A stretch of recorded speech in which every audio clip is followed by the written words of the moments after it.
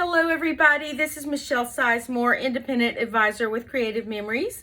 Today I'm going to show you how to make these really easy pockets that you can put memorabilia and things in. This is what my pocket looks like. I mounted it onto the bottom of a regular scrapbook page. This is the Jeeping, as you can see it's on the bottom.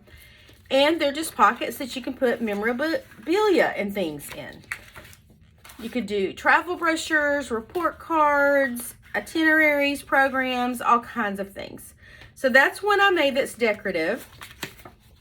Here's one that I made that is just plain cardstock.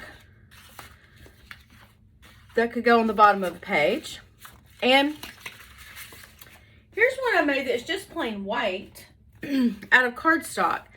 And I mounted them onto a scrapbook page. As you can see, there's the Jeeping, there's the scrapbook page. And there are two pockets mounted on this one. So you can put stuff in the bottom and stuff in the top. So I got this idea from, we used to have with Creative Memories pages very similar to this, but they had clear horizontal pockets to a page like this. So I just sort of made my own version of that with cardstock. And of course you could use colored cardstock and decorate it as you wish, but I just made it super basic. Okay, so the first thing we do is grab a piece of cardstock. I'm going to use this blue. And you want to score your cardstock at 6 inches. So, I've got the score blade in here. It's the orange blade. It says scoring, and it goes in with the curvy part down. Doesn't matter if it's this way or this way, but the curvy part's down, and then you close your lid. And I want to measure my cardstock at the 6-inch mark, which means I need to pull out the arm that goes with my trimmer. And it actually has a little foot right here that flips out. You can flip it down to close it or flip it out. I just keep mine flipped out. And that keeps everything level all the way down. Okay, so let's line it up with the 6-inch mark. Make sure it's straight all the way at the top. And I'm going to score it. And I'm going to press a little bit more firm than usual when I use this. And I'm going to go back and forth a few times. But not press so firm that it would tear the paper. If you're dealing with cardstock, you can press pretty firm. If you're dealing with paper that's thinner, I would be a little bit more gentle with it. Okay, so I did my score line. So it's there. And now I just need to cut 2 inches off of one side of the cardstock. I'm going to switch my blade out. Take the score blade out. Plop the straight blade in. Close it. Open my arm. Now, I'm going to line this up at the 2-inch mark right here.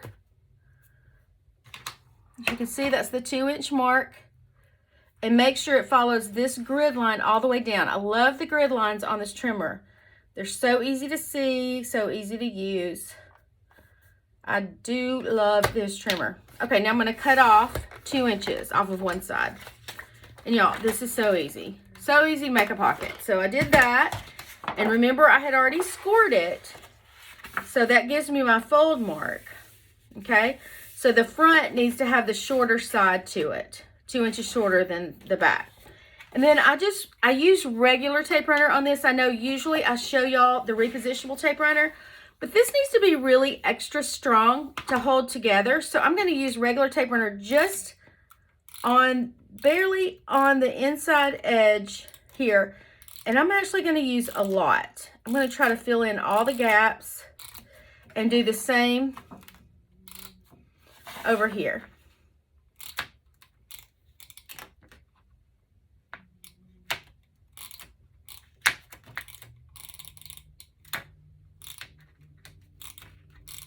Okay.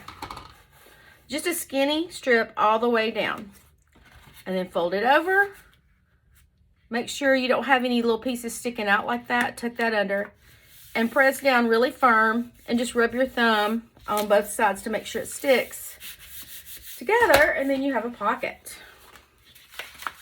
This would also work great to do in red or green for Christmas. And you could decorate it for Christmas cards and things.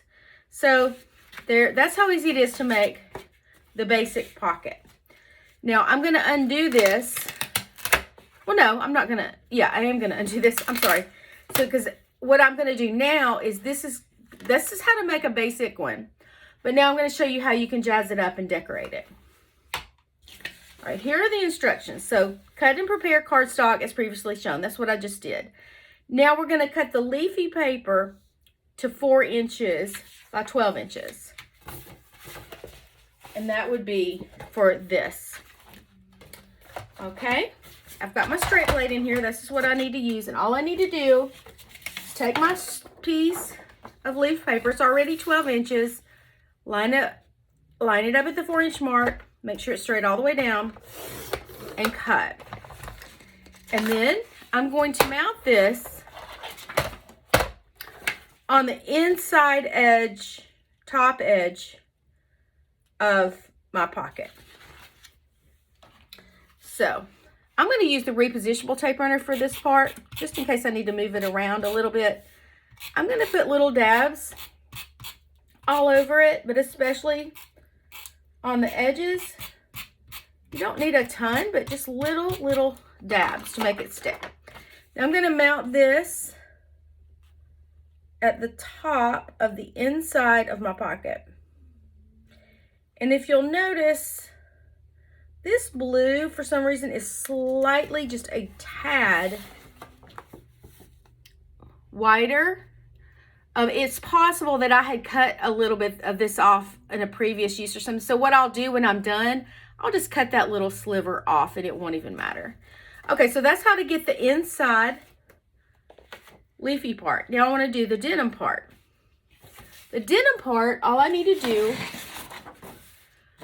is cut it at 6 inches.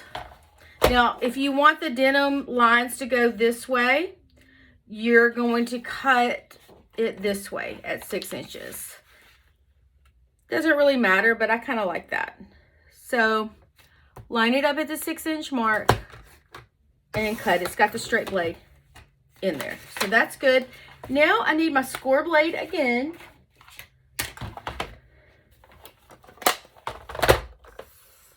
Flip this open. I'm just pressing on that little lip right there.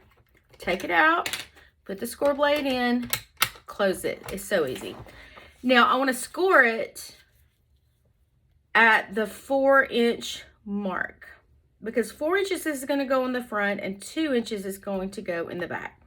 So I'm lined up at the 4-inch mark, lined up all the way down on that grid line. And again, I'm going to score. Now I'm going to press kind of firm, but not hard. I'm going to go back and forth about 4 times. I don't want to overdo it. Maybe one more time. And press too hard because this paper is thinner than cardstock, but you do need to give it a firm push and go over it a few times. So there's my fold line. I'm going to fold. So now all I have to do is I want the 4-inch part to be on the front, and then the 2-inch part is going to be on the back like that. I just like that better than stopping it right here where it might kind of peel up and stuff over time. So the edge of it will be on the back. So on this, I'm going to do a lot of repositionable tape runner on here, especially on all the edges. But I'm just doing it in dabs. I'm not going down in one big swoosh to waste it. Little dabs. Little dabs all around. Okay, now, well, let's see.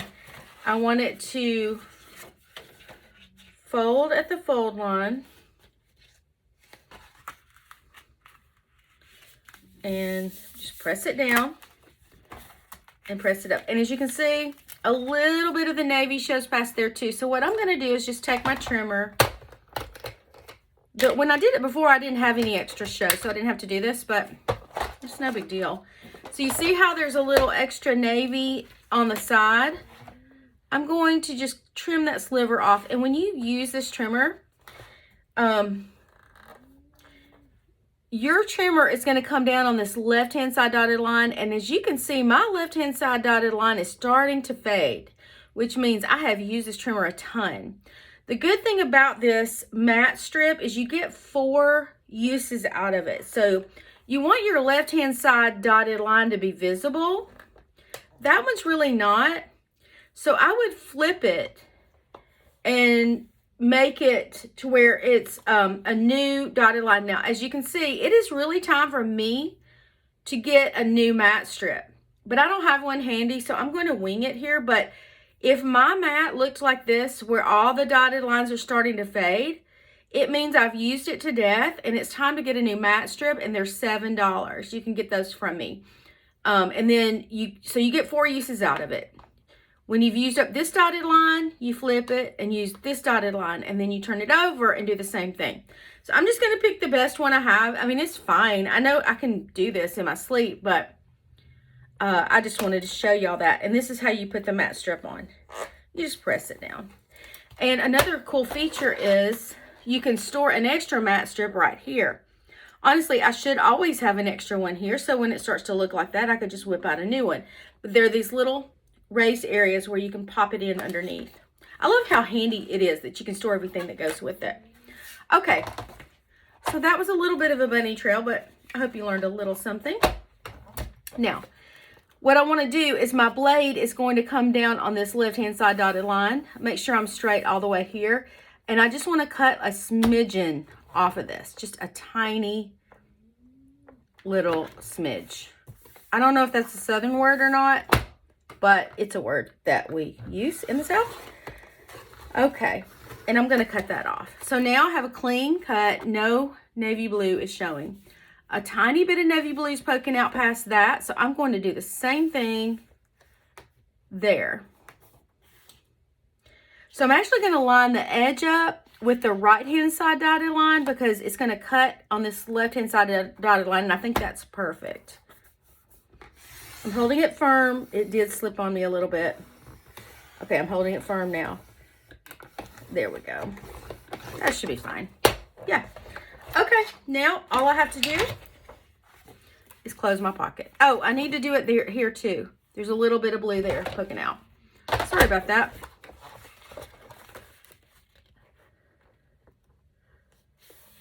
It really is barely noticeable, but try to get it as close to perfect as I can. All right, now close it up, and I have my pocket. It's so easy to make. And then I would just take my, I don't have the embellishment handy. I forgot to pull it out. But this is one of those laser cut borders that comes with the Golden Harvest collection. And by the way, this paper is all from the Golden Harvest collection. And I just added a piece of blue cardstock with it.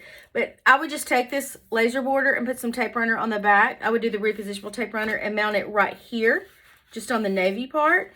And that gives it this decorative look. Now, I had so much fun making these pockets. I want to show you some more that I made. And I just got happy kind of combining colors and stuff. But this is another, well, that's the one we just made. I've sampled these before. This is another version of the one I just made. And these papers are all from Golden Harvest. I thought this would be cute for like a boy.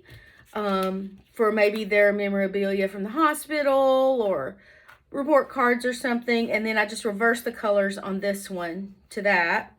And then I took the same one and embellished it by adding a 1-inch strip of paper and added some a laser cut border and a sticker on top. Now this is one made, all of this is Golden Harvest. This is a die cut embellishment that's layered. This is how you buy it, and I just mounted it on. Followed all the same directions, added a 1-inch strip of paper here just to decorate, and added this. And I want to make another comment. You can make these without cardstock and just use paper, but I really like using cardstock as the base because it's more sturdy. Because if you put memorabilia in here over time, it could kind of wear the bottom down a little bit, and you know, I mean, think over all the years, because we want to pass these scrapbooks on to people. So I think it helps to have that cardboard underneath to make it really sturdy. And then this is same papers, different, just reverse the colors. This is one with the pine cones laser cut border strip. This is a plain version of that. This is a 1/2 inch strip of paper. Reverse the colors. And then these are just some plain ones. Like a red one would be great for Christmas cards or report cards, you know, whatever. This is a different shade of red.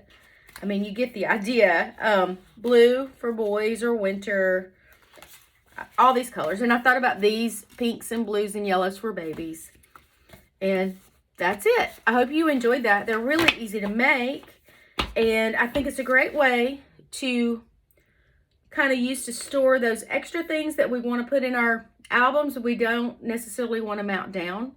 I'm thinking of things too, like if you have an album, I wouldn't take it places, but I would put birth certificates and Social Security cards, important documents. You could put those in a pocket because you never know when you need to pull those out to like go get a passport and show or whatever. So it's a good place to store all that stuff. Again, I would keep that private because you don't want to be sharing your Social Security number with people at a crop, but just an idea. All right, thanks for watching my video and hope you guys have a wonderful day.